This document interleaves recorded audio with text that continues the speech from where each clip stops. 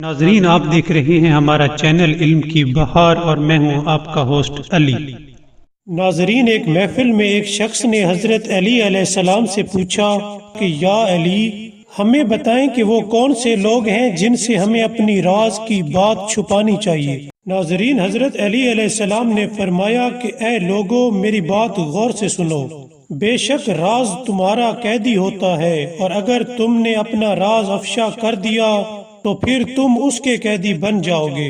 اور یاد رکھنا کہ 3 لوگوں کو اپنا راز کبھی بھی نہ بتانا۔ ایک عورت کو کبھی اپنا راز مت بتانا، دوسرا چغل خور کو اپنا راز کبھی نہ بتانا، اور تیسرا احمق اور بے وقوف شخص کو اپنا راز کبھی نہ بتانا۔ اگر کسی نے ایسا کیا تو ذلت اور رسوائی اس کا مقدر بنے گی۔ ناظرین، اگر آپ کو ہماری ویڈیو پسند آئی ہو تو سبسکرائب کرنا مت بھولیے گا۔ Thank you.